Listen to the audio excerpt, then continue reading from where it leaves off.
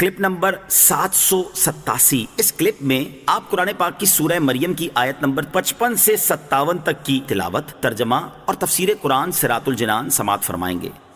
بسم اللہ الرحمن الرحیم۔ ترجمہ، اللہ کے نام سے شروع جو نہایت مہربان رحمت والا ہے۔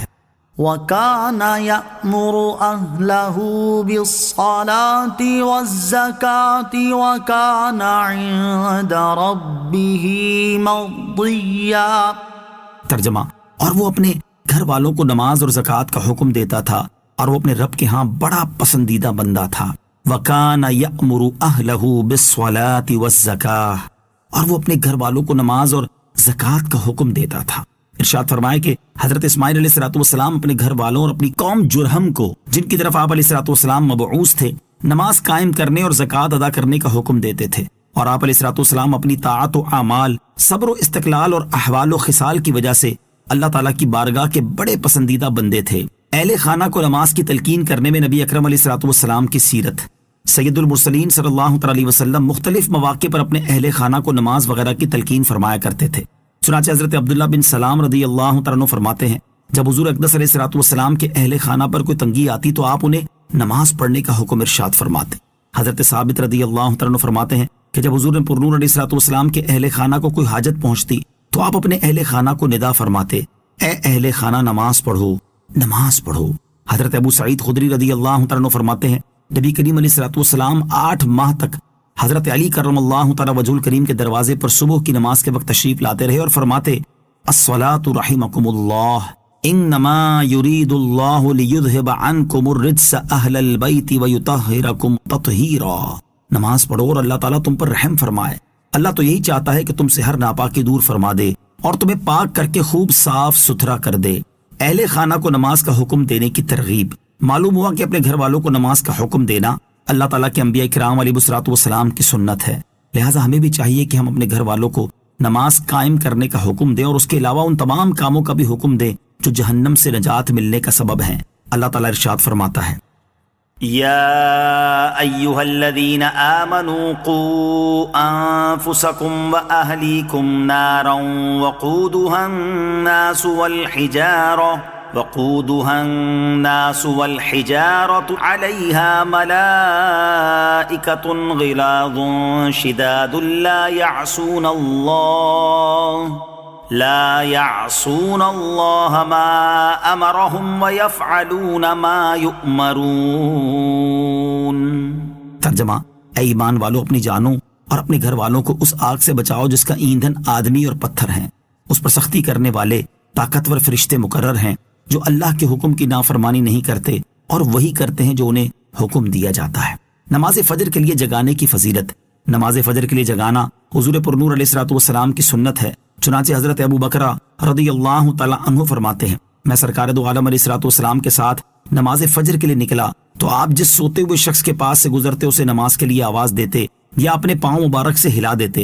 لہٰذا جو خوش نصیب انسان کسی کو فجر کی نماز کے لیے جگاتا ہے تو وہ نبی کریم علیہ السلام کی اس ادا کو ادا کر رہا ہے۔ وَاذْكُرْ فِي الْكِتَابِ إِدْرِيسَ إِنَّهُ كَانَ صِدِّيقًا نَبِيًّا۔